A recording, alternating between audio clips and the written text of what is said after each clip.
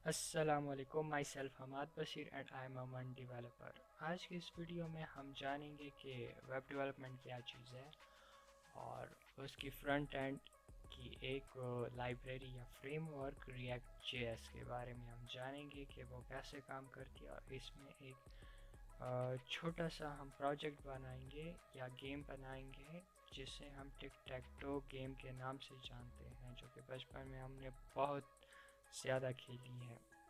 आपका नहीं पता, खैर हमने खेली है। ठीक है, तो सबसे पहले ये देखते हैं।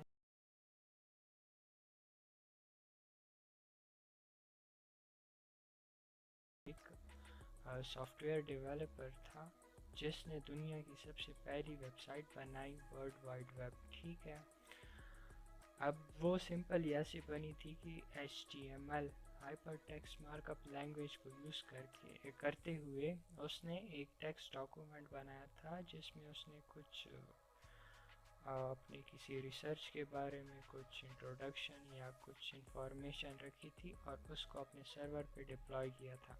फिर बाकी जो लोग थे HTTP प्रोटोकॉल्स के ज़रिए से टेक्स्ट डॉक्यूमेंट था या पहली वेबसाइट थी वर्ल्ड वाइड वेब, उसको विजिट करते थे। अब उस वक्त जब भी कोई वेबसाइट जो बंदा भी बनाता, सिंपल HTML को यूज़ करके एक टेक्स्ट डॉक्यूमेंट बनाता और उसको अपने सर्वर पे डिप्लॉय करता था। वक्त के साथ साथ फिर एक नई चीज़ आई, CSS कैस्केडिंग स्टाइल शीट। ठीक है, ये ज़्यादा कुछ नहीं, बस उन टेक्स्ट डॉक्यूमेंट्स में रंग भरने के काम आती थी। ठीक है, आपने कोई फॉन्ट की स्टाइलिंग करनी है या बटन की स्टाइलिंग करनी है, बैकग्राउंड थीम चेंज करना है, ये सारी चीज़ें CSS में हैंडल होती हैं।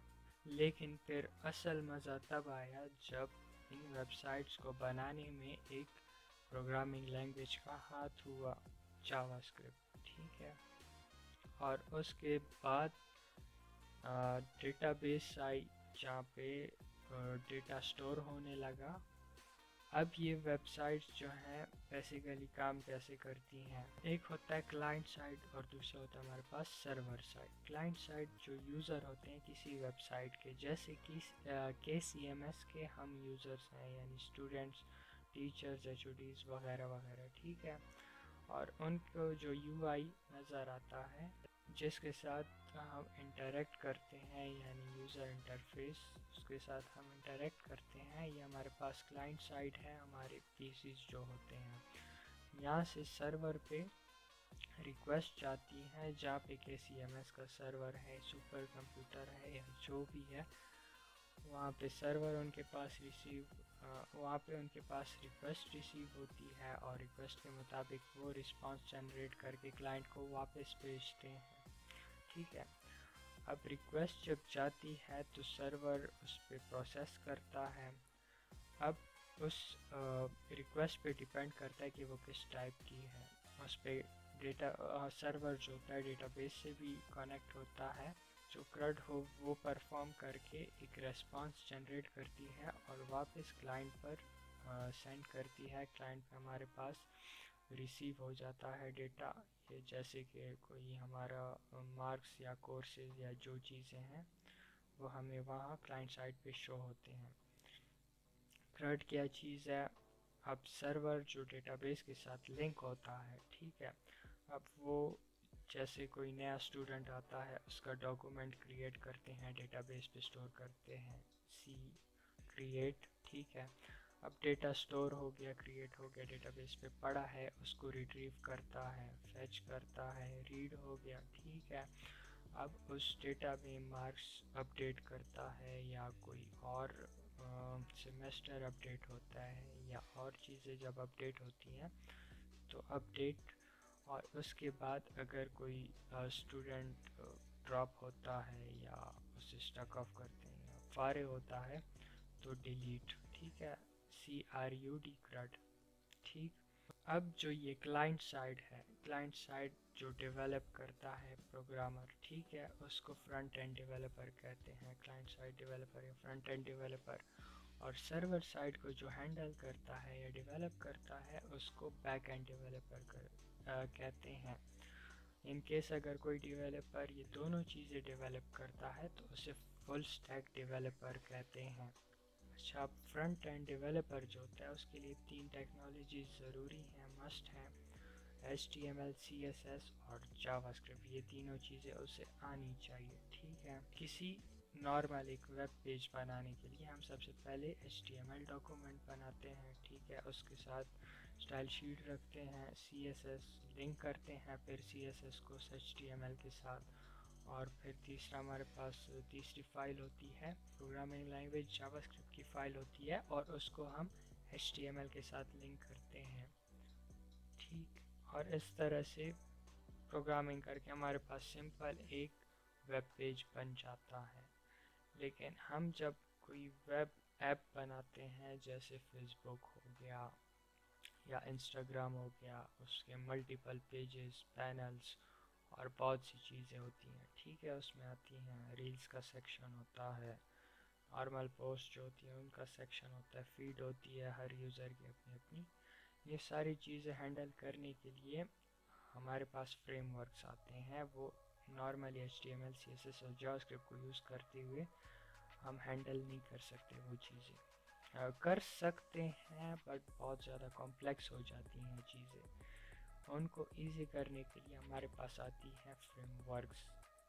ठीक है, रिएक्ट, एंगुलर, व्यू, ये तीनों जो है बहुत ज़्यादा फ्रंट एंड वेबसाइट डेवलपमेंट के लिए यूज़ होती हैं। ठीक है, इनमें से जो एक लाइब्रेरी रिएक्ट है उसके बारे में मैं आपको जस्ट ओवरव्यू दूंगा इस वीडियो में नेक्स्ट, और उसमें एक सिंपल सा प्रोजेक्ट भी हम बनाएंगे। लेकिन फर्स्ट ऑफ ऑल हम सिंपल HTML, CSS और जावास्क्रिप्ट को यूज़ करते हुए एक सिंपल सी वेब पेज बनाएंगे जिसमें हम बैकग्राउंड कलर चेंज करेंगे। सबसे पहले हम एक फोल्डर बनाएंगे, प्रैक्टिस नाम देता हूँ मैं इस फोल्डर को, और इसको VS कोड में खोलेंगे।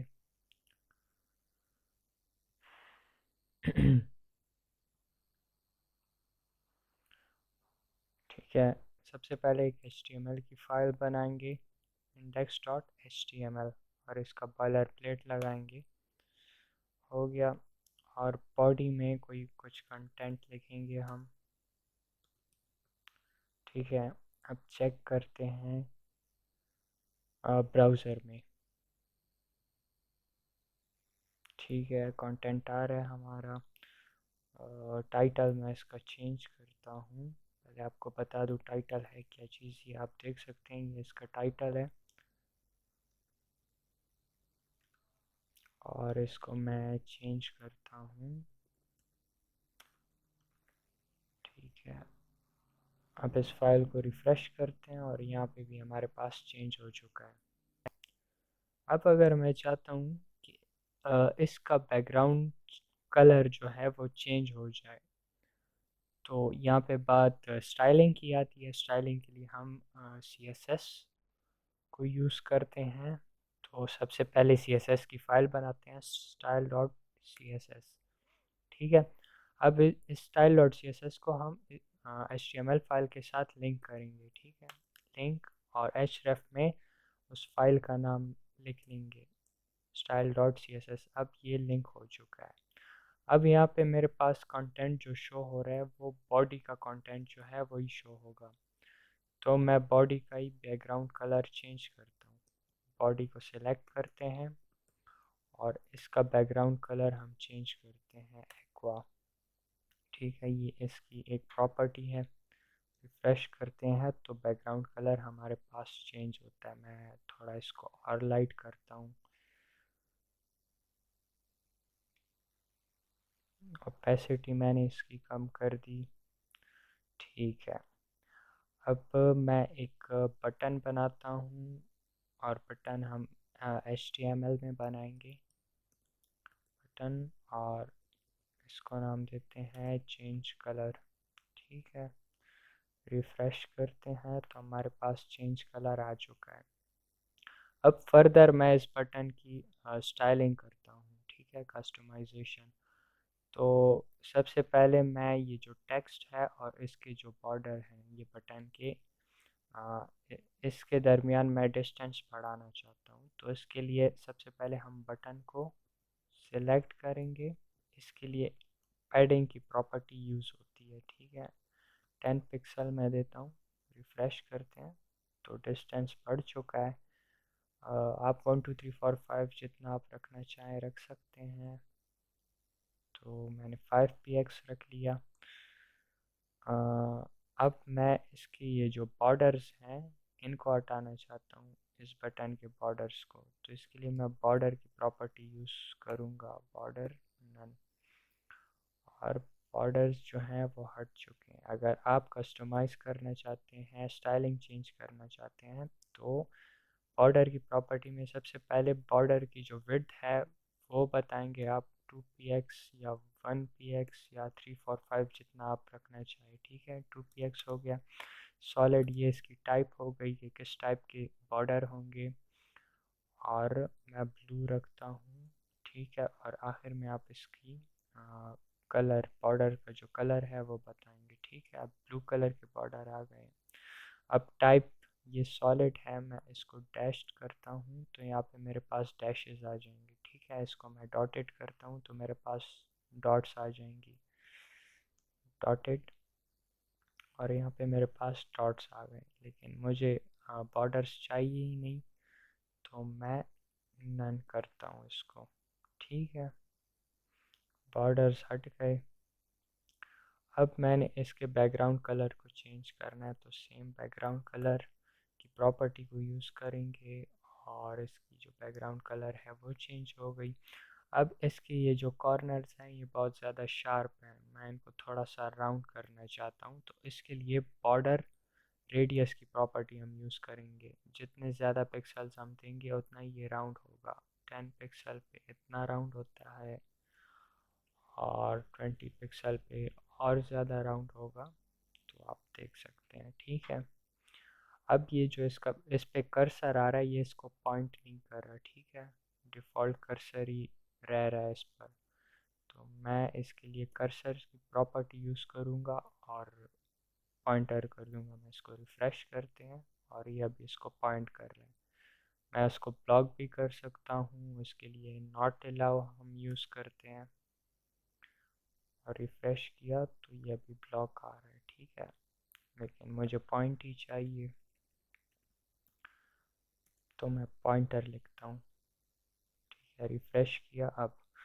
अब मैं चाहता हूँ कि इस बटन पे क्लिक करने से जो ये बैकग्राउंड का कलर है वो ब्लैक हो जाए, ठीक है।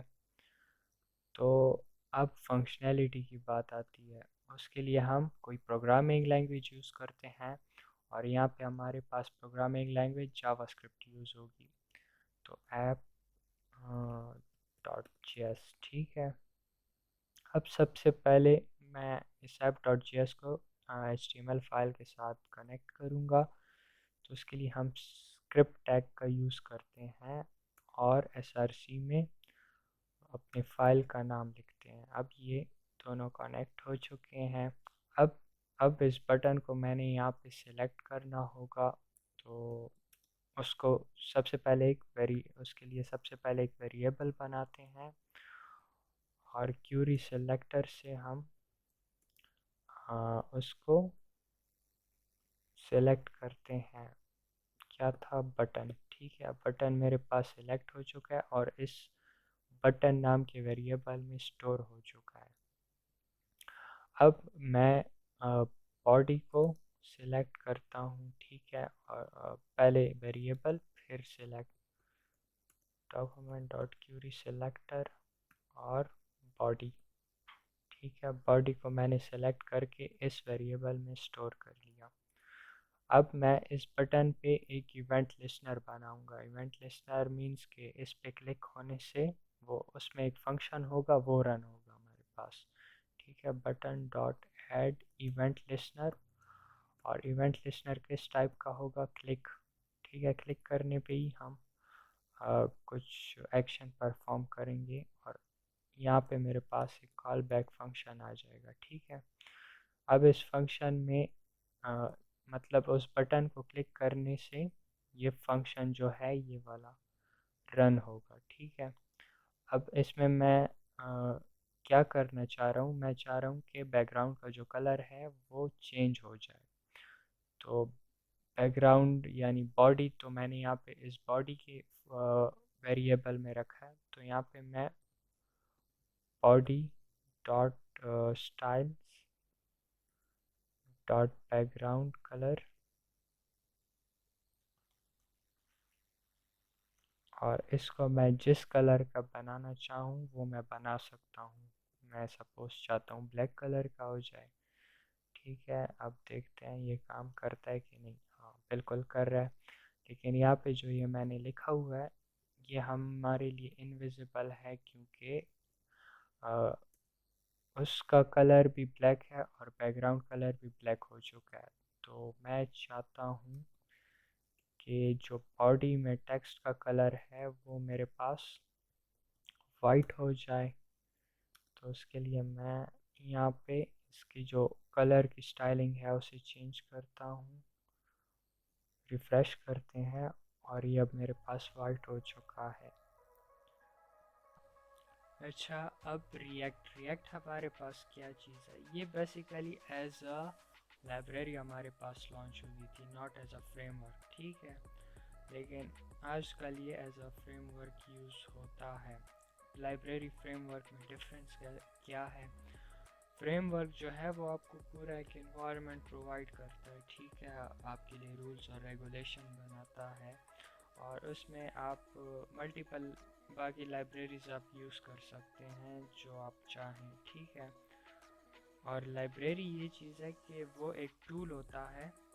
अब जैसे कि मैं कोई एक फंक्शन बनाता हूँ, ठीक है, और वो उस फंक्शन में क्या हो रहा है, मेरे पास कोई जो कोई एक नंबर है उसका टेबल मेरे पास प्रिंट हो रहा है। ठीक है, अब वो जो टेबल प्रिंट हो रहा है, जो कोड है, वो मैं हर बार यूज़ नहीं करूँगा। वो उसके लिए मैंने एक फ़ंक्शन बना लिया, जब भी मुझे टेबल प्रिंट कराना हो तो मैं उस फंक्शन को कॉल करूँगा। ठीक है, तो इसको हम लाइब्रेरी कंसिडर कर सकते हैं। ठीक है, तो इस तरह जब कोई बहुत बड़ी फंक्शनैलिटी हम किसी एक फंक्शन में रखते हैं तो वो लाइब्रेरी बन जाती है। ठीक है, और रिएक्ट को जो लॉन्च किया है फेसबुक वालों ने किया था। फेसबुक की जो वेबसाइट है वो रिएक्ट में डेवलप हुई है, और जो ऐप है मोबाइल ऐप वो रिएक्ट नेटिव में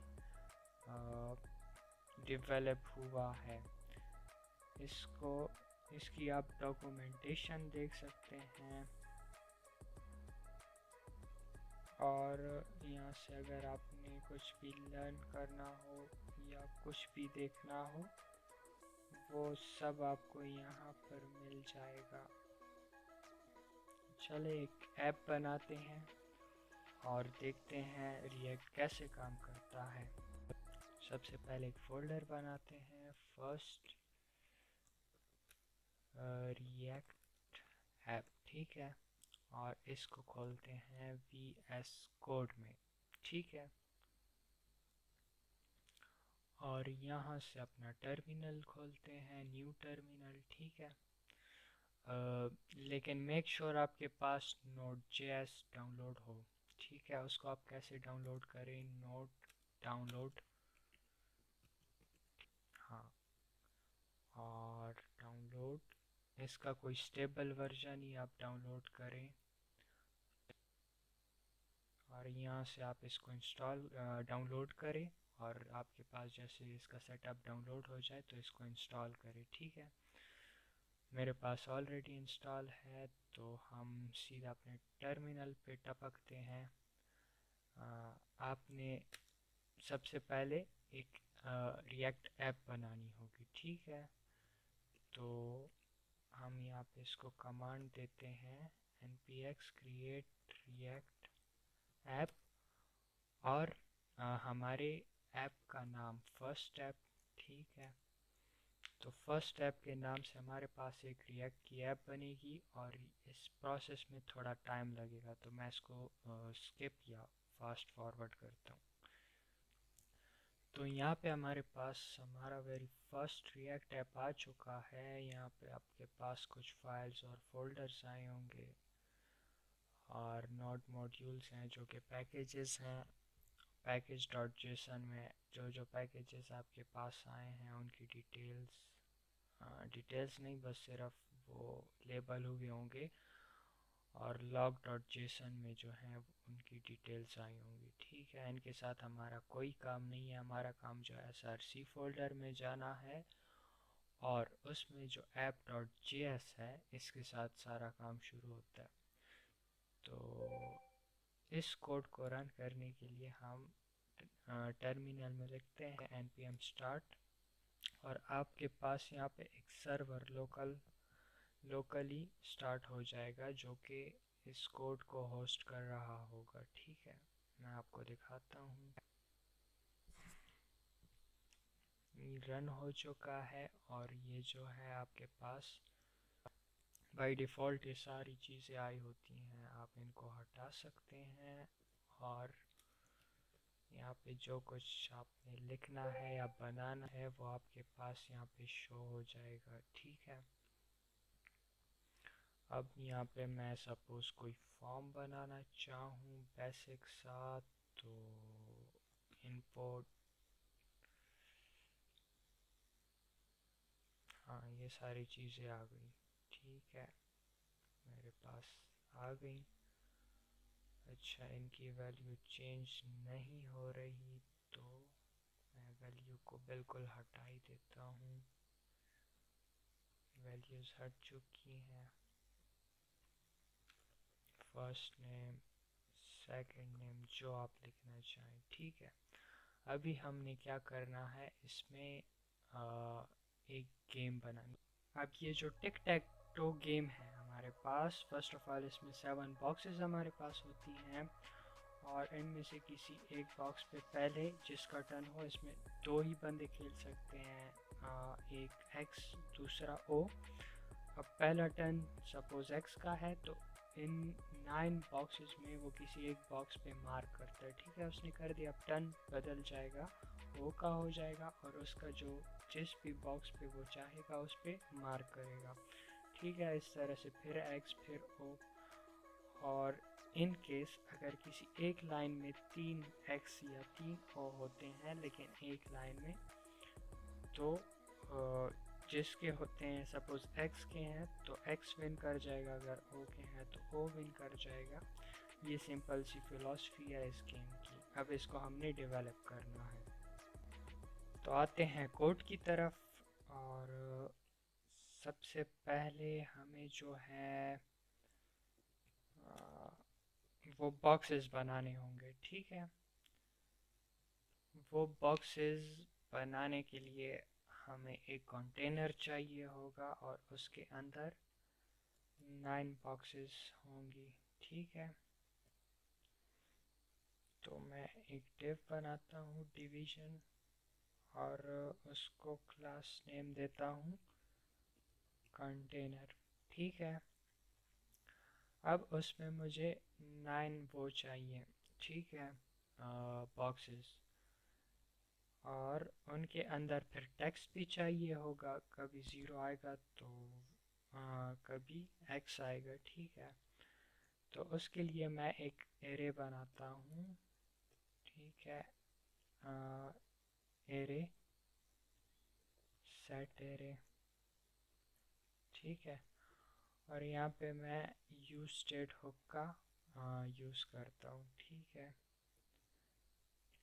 यूज स्टेट हुक, और उसमें मैं ऑब्जेक्ट्स रखता हूँ।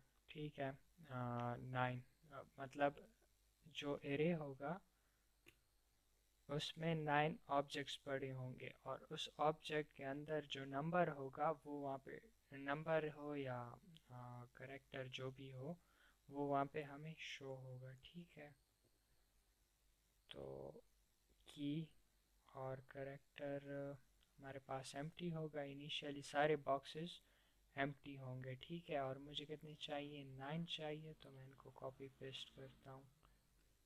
कॉपी और पेस्ट 6 हो गए, 8 हो गए और 10 हो गए, तो एक हटाते हैं। ठीक है, और इनके लिए अब फॉर लूप लगाते हैं। फॉर लूप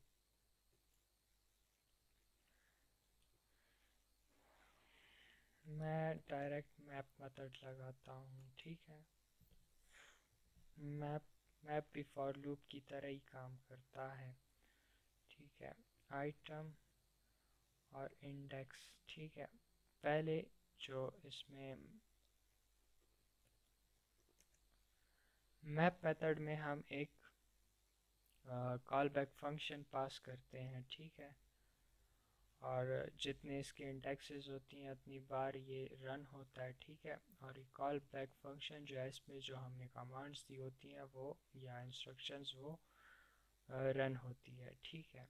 अब इसके पैरामीटर्स में जो पहला पैरामीटर है उसमें हमारे पास ये ऑब्जेक्ट आएगा, ठीक है। हर इंडेक्स में जो जो ऑब्जेक्ट पड़ा है वो हमारे पास आएगा आइटम में, ठीक है। दूसरे पे हमारे पास उसका इंडेक्स आएगा, मतलब ये कौन से इंडेक्स पे है, 0 पे, तो ये आएगा। और 1 2 3 जहाँ आगे सॉन जितना भी आप आगे जाना चाहें। और तीसरे पे हमारे पास पूरी एरे आती है। इन केस अगर हमें इस एरे में कोई काम शाम करना हो तो हम आ, तीसरे पैरामीटर पे हमारे पास एरे आती है, लेकिन हमारे इस चीज़ के साथ फ़िलहाल कोई काम नहीं है, ठीक है।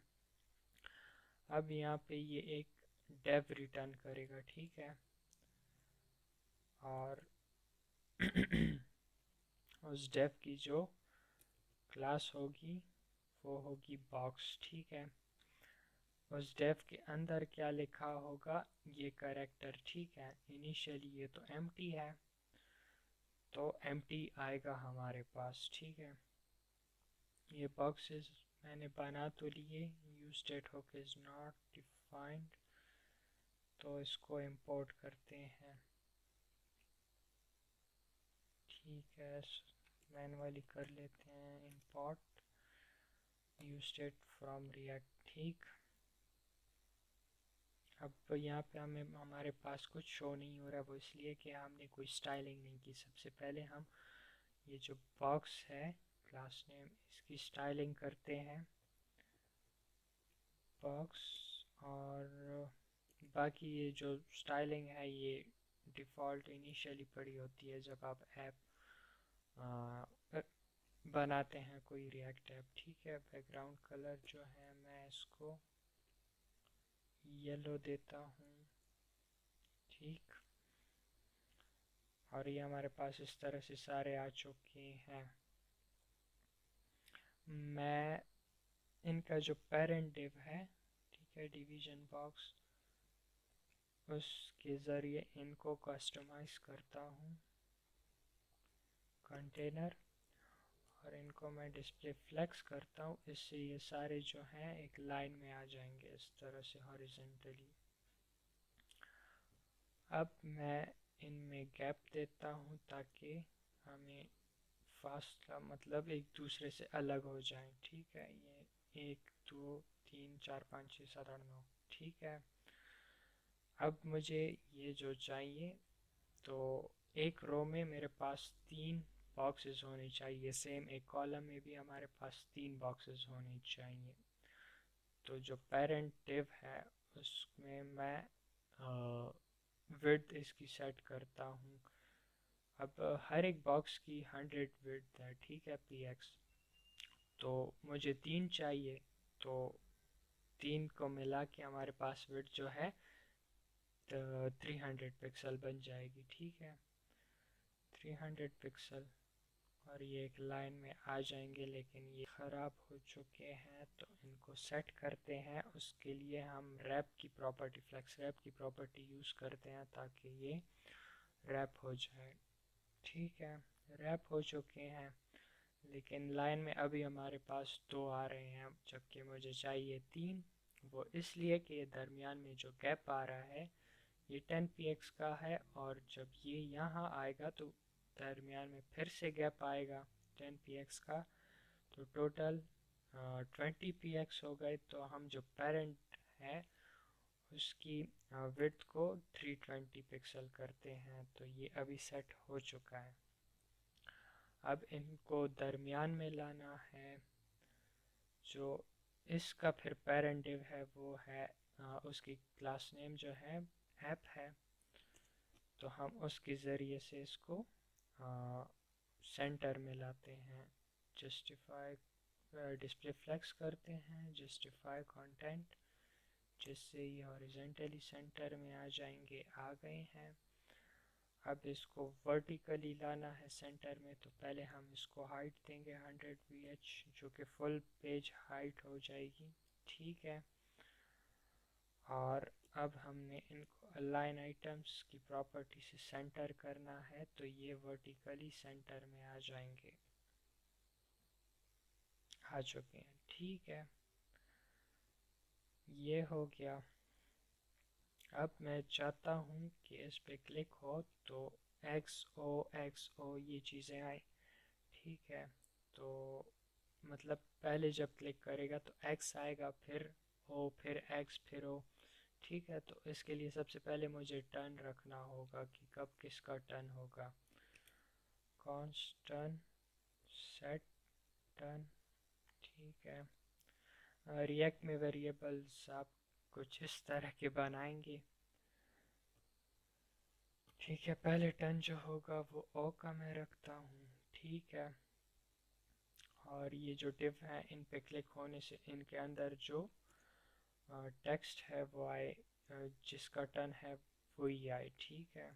तो फंक्शन बनाते हैं, हैंडल क्लिक उसको नाम देते हैं और उसमें इंडेक्स, ठीक है। अब ये जो है पूरी एक एरे है, ठीक है। अब मैं नॉर्मली हम जब किसी वेरिएबल की वैल्यू चेंज करते हैं तो एरे इज़ इक्वल टू और कोई नया एरे मैं दे दूँ, ठीक है। तो इस वेरिएबल की चेंज हो जाएगी वैल्यू, लेकिन इसमें इस तरह नहीं होता रिएक्ट में।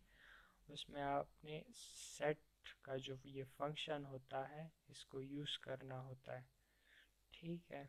इसको आपने यूज़ करना होता है, उसके ज़रिए से आप वैल्यू चेंज करेंगे, ठीक है। उसके अंदर मैं एक मैप मेथड चलाता हूँ, ठीक है। एरे डॉट मैप, पहले पे हमारे पास पहले आर्गुमेंट में आइटम आएगा, दूसरे में उसका इंडेक्स आएगा, ठीक है। और फिर कॉल बैक फंक्शन की बॉडी, ठीक है। अब मैं चेक करता हूँ कि ये वाला इंडेक्स जो है इस इंडेक्स से मैच कर रहा है। तो जिसका टर्न है इसको मैं सिंपली आई कर लेता हूँ, क्योंकि दोनों फिर सेम हो जाएंगे, कन्फ्यूजन होगी। तो इस इंडेक्स के साथ जो इंडेक्स यहाँ से आ रहा है, उसी इंडेक्स पे जो कैरेक्टर है उसकी वैल्यू चेंज हो, जिसका टर्न है वही आएगा उधर, ठीक है। तो यहाँ पे हम कंडीशन लगाते हैं, अगर ये इंडेक्स इसका इंडेक्स इस इंडेक्स यानी जो यहाँ से इंडेक्स आ रहा होगा उससे मैच करे, तो हमारे पास जो टर्न होगा, यानी इस ये तो इनिशियली एम्प्टी आ रहे हैं मेरे पास, जो टर्न होगा वो वैल्यू इसमें आ जाएगी, ठीक है। तो यहाँ से हम रिटर्न करते हैं car is equal to turn, ठीक है। अगर नहीं तो उसके लिए एल्स में जाते हैं, अगर मैच नहीं करता। और यहाँ पे हम रिटर्न करते हैं सिंपली आइटम को, आइटम जो अब ये as a for loop use होगा, मतलब चलेगा। पहले ये वैल्यू आएगी, फिर मतलब ये इंडेक्स आएगा, फिर ये और आखिर तक आता जाएगा, ठीक है। तो पहले जो आर्गुमेंट में है उसमें मेरे पास ये ऑब्जेक्ट ही आ रहा है, ये ऑब्जेक्ट जैसे आ रहा है वैसे ही मैंने रिटर्न कर दिया एल्स में। अगर उसका वो इंडेक्स मैच करता है तब जिसकी टर्न होगी तो कैरेक्टर की वीडियो की वैल्यू, कैरेक्टर की जो वैल्यू है वो चेंज हो जाएगी मेरे पास। और इसी के साथ अगर ये टर्न जो है इसको भी मैंने चेंज करना है, ओ है तो एक्स करना है, एक्स है तो ओ करना है। उसके लिए हम इफ़ की कंडीशन लगाते हैं, और अगर ओ है तो मैंने सेट मतलब टर्न की जो वैल्यू है उसे चेंज करना है, एक्स करना है, और एल्स इफ में मैंने इसको वापस जो है वो करना होगा। ठीक है, अब ये जो फंक्शन है हैंडल क्लिक, ये इन पे लगाना होगा इवेंट लिस्नर के साथ। वहाँ पे जो इवेंट लिस्नर है जावास्क्रिप्ट, जब हम ऐसे मैनुअली यूज़ करते हैं HTML जावास्क्रिप्ट, तो वहाँ पे हम पहले बटन या कोई डिव जो भी है उसको किसी वेरिएबल में स्टोर करते हैं और फिर उस पे इवेंट लिस्नर लगाते हैं डॉट ऐड इवेंट लिस्नर करके, और फिर क्लिक या जो भी है। यहाँ पे सिंपली आपने ऑन क्लिक लिखना होगा और आगे जो जिस फंक्शन को आप कॉल कर रहे हैं उसका नाम लिखना होगा। चलिए अब देखते हैं ये काम करता है कि नहीं। ठीक है, OX ठीक है, अब ये काम कर रहा है, लेकिन ये विन हो चुका है, XO भी विन हो चुका है, तो कैसे विन कर सकते हैं? तो अब इस चीज़ को मैंने हैंडल करना होगा। सबसे पहले मैंने विन का जो मैसेज है उसे मैसेज है उसे डिस्प्ले कराना होगा, उसको मैं इस जगह पे डिस्प्ले कराऊंगा। ठीक है, विनर जो होगा वो शो होगा मेरे पास, और दूसरा विनर कौन होगा वो चेक करेंगे। ठीक है, यहाँ से इसको इसमें एज अ वेरिएबल ले आते हैं। ठीक है, अब इसकी जो वैल्यू होगी वो यहाँ पे शो होगी। ठीक है, अच्छा ये नीचे आ रहा है, इसको मैं ऊपर करता हूँ वो ऐसे कि ऐप जो है इसकी फ्लेक्स डायरेक्शन को हम कॉलम कर लेते हैं। अब ये कॉलम वाइज इसको फ्लेक्स की जो प्रॉपर्टी है वो ऐसे यूज़ होगी। ठीक है, ये मैंने इसको इनिशियल वैल्यू दी है ASW, तो इसको हटाते हैं और जो विन होगा वो फिर यहाँ पे शो होगा। लेकिन सबसे पहले हमें फाइंड करना होगा कि कौन विन कर रहा है। ठीक है, तो उसके लिए हम फंक्शन बनाते हैं, फंक्शन चेक विनर। ठीक है, अब यहाँ पे बहुत सारी कंडीशंस लगेंगी। ठीक है, इसका इंडेक्स क्या है? 0 1 2 3 4 5 6 7 और 8, टोटल 8 इंडेक्सेस हैं। और अगर इस तरह से होती हैं, सपोज x की जो है, मैं बताता हूँ आपको, इसको रिफ्रेश करते हैं इस तरह से एक, अब O जो है विन कर रहा है, एक कंडीशन ये हो गई, दूसरी हमारे पास ये होती है। ठीक है, इस तरह से आ गया या फिर इस तरह से आ गया। ठीक है, अब ये जितने भी विनिंग कंडीशन है उन्हें हमने पहले जानना होगा और उन्हें फिर हैंडल करना होगा। ठीक है, तो सबसे पहले लगाते हैं इफ एरे। ठीक है, उसके 0 इंडेक्स का जो ये ऑब्जेक्ट में की है कार, ठीक है, उसकी क्या वैल्यू है। अगर वो O है और सेम, ठीक है, सबसे पहली वाली कंडीशन को हम हैंडल करते हैं। एक सेकंड, क्या मुसीबत है। अच्छा, 0 1 2 3 4 5 6, 0 हो गया, सॉरी 0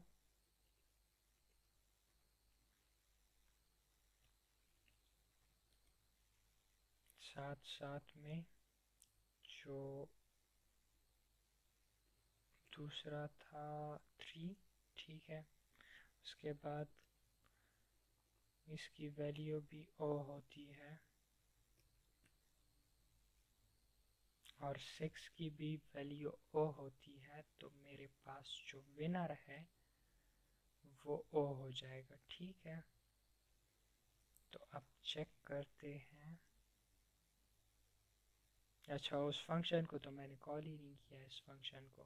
इस फंक्शन को हम एक हुक में कॉल करेंगे जिसे कहते हैं यूज इफेक्ट। ठीक है, ये जो है ये फंक्शन बार बार रन होता है, वाइल लूप। ठीक है, इन्फिनिटी लूप। लेकिन इसको रोकने के लिए हम एक डिपेंडेंसी एरे देते हैं। जब डिपेंडेंसी एरे खाली हो तो ये फंक्शन एक ही बार रन होता है। ठीक है, जैसे ये जो डॉक्यूमेंट है लोड हो। ठीक है, ये कंपोनेंट ऐप का जो है। अब डिपेंडेंसी एरे में अगर मैं कोई वेरिएबल देता हूँ, सपोज ये एरे जो है, ठीक है, उसका नाम मैंने इसमें दे दिया। अब जैसे इस एरे की वैल्यू चेंज होगी तो इसका ये जो यूज इफेक्ट में कॉल बैक फंक्शन है वो रन होगा। ठीक है, तो यहाँ पे जैसे हैंडल क्लिक में मैं इस एरे की वैल्यू चेंज कर रहा हूँ, और जैसे इसकी वैल्यू चेंज होगी तो ये चेक करेगा कि इनमें से कोई विनर है कि नहीं। ठीक है, चेक करते हैं। और ओ, अच्छा, ओ इज़ विनर। ठीक है, इसको रिफ्रेश करते हैं और ओइल्स विनर ये आ चुका है। ठीक है, अब बाकी सारी चीज़ें भी हमें हैंडल करनी होगी इसी तरह। 0 1 2। ठीक है, ये पहले तो हम ओ के लिए करेंगे, उसके बाद एक्स के लिए करेंगे। ठीक है, एक्स।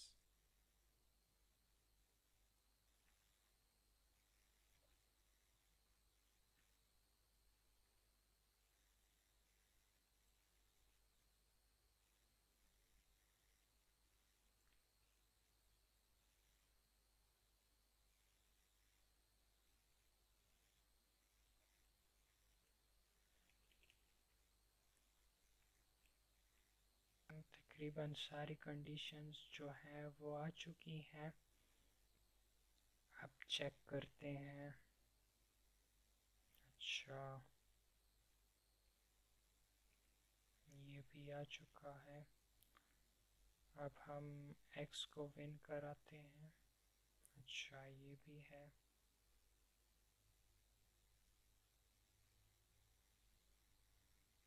हाँ, ये चीज़ इसको भी हैंडल करना है, तो इसके लिए हम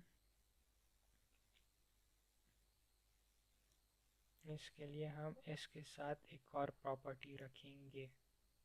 ठीक है, और वो होगी लॉक। ठीक है, इसको हम लॉक करेंगे। इनिशियली तो ये लॉक नहीं होगा, इसमें भी लॉक्ड। ठीक है, फॉल्स, और सारे लॉक्ड फॉल्स हो जाओ। बस इनको हटा देते हैं। रन ना हो मतलब इसका जो ये हैंडल क्लिक वाला फंक्शन है ये रन ना हो। ठीक है, तो ये जा रहा है, साथ में लॉक ट्रू हो जाएगा। अब अगर इस इंडेक्स का लॉक जो है आइटम डॉट लॉक्ड, ठीक है, तो ये रिटर्न करे आइटम को, मतलब जो डिफ़ॉल्ट वैल्यू है वही वापस आए मेरे पास। अब ये काम नहीं कर रहा, नहीं करेगा। ठीक है, लेकिन इसमें से जो टर्न है वो तो चल रही है अभी भी। वो इसलिए कि ये चीज़ है यहाँ पे हमने हैंडल कर दिया, लेकिन यहाँ पे जो टर्न चेंज हो रही है उसको हमने हैंडल नहीं किया, तो इसलिए ये कंडीशन हम यहाँ से हटाते हैं। यहाँ पर भी नहीं, यहाँ पर एरे, और जो इंडेक्स आ रही है मेरे पास वो अगर लॉक्ड है तो इसको मैं उसमें रख लेता हूँ इफ़ कंडीशन में इफ़, तो मेरे पास ये फंक्शन रन ना हो, यहीं से ही रिटर्न हो जाए। ठीक है, अब चेक करते हैं। हाँ, अब टर्न में मसला नहीं आ रहा। ठीक है, ये चीज़ भी हैंडल हो चुकी है और विनर भी आ रही हैं। अब हमें जो है रिस्टार्ट करने के लिए बार बार रिफ़्रेश करना पड़ रहा है, तो इसके लिए एक बटन लगाते हैं रिस्टार्ट का। ठीक है, और इस बटन में लिखते हैं रिस्टार्ट। ठीक है, हाँ ये बटन मुझे तब शो हो जब गेम ख़त्म हो चुकी हो, ये दरमियान में आके कोई इसको रिस्टार्ट करे। तो फ़िलहाल इसमें फंक्शनैलिटी तो नहीं रखी, लेकिन अगर रिस्टार्ट करे तो बड़ा फजूल लगेगा। ठीक है, और हाँ एक दूसरी चीज़, ये अगर कोई ओ विन हो चुका है उसके बाद भी आगे भी गेम जा रही है। ठीक है, और ये इस तरह से भी मसला आएगा कि एक सेकेंड, ये ओ विन हो चुका है, अब ये एक्स दोबारा कैसे विन हो गया, तो ये चीज़ भी हमें हैंडल करनी होगी। उसके लिए हम चेक रखेंगे एक। ठीक है, चेक सेट चेक। ठीक है, और इनिशियली ये फॉल्स होगा। ठीक है, अब ये जो हैंडल क्लिक है इस फंक्शन में, अगर चेक ट्रू है तो ये रिटर्न हो जाए, रन ना हो। और चेक कब ट्रू होगा, जब इनमें से कोई विनर होगा, कोई विन करेगा।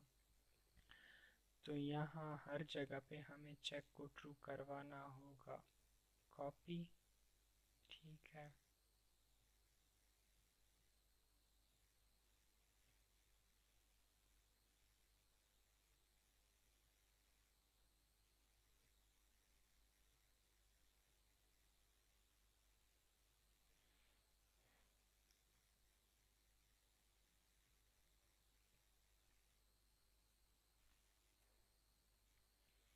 और ये हर जगह पे ट्रू हो चुका है।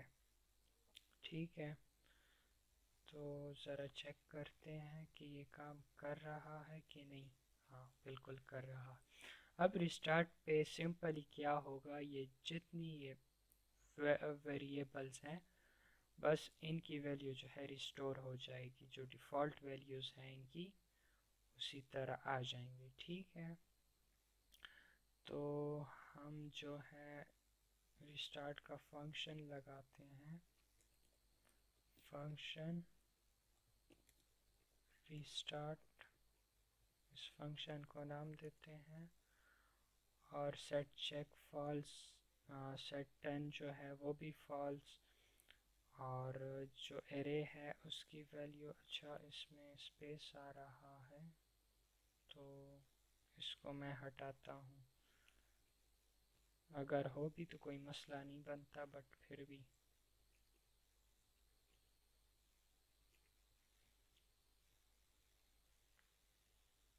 ठीक है, अच्छा उसको मैंने रिस्टार्ट हैंडल नहीं किया, ऑन क्लिक और रिस्टार्ट, अब सही है रिस्टार्ट।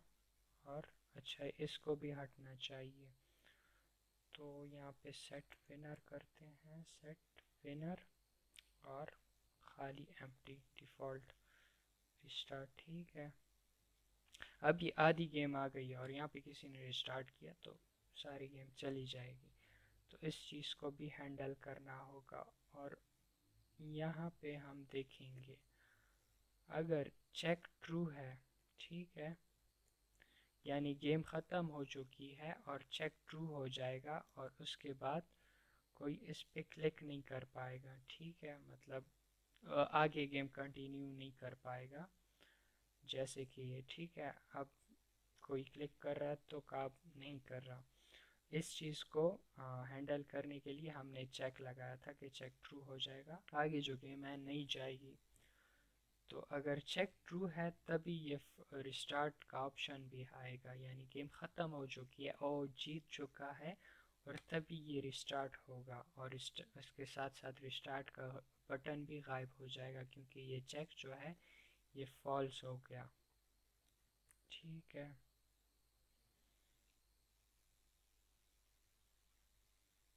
और ये आगे गेम नहीं जा रही, और ये बस इतना सा। अच्छा, एक चीज़ ये जो है इसकी स्टाइलिंग थोड़ी अच्छी करते हैं, बहुत बुरा लग रहा है।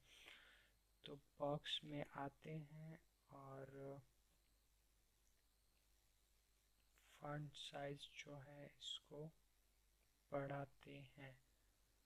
हाँ, अब सेट है। ठीक है, ओ जीत चुका है और स्टार्ट। बस इतना सही काम था। Thank you for watching the video. If you want any help, you can contact me on LinkedIn. Thank you.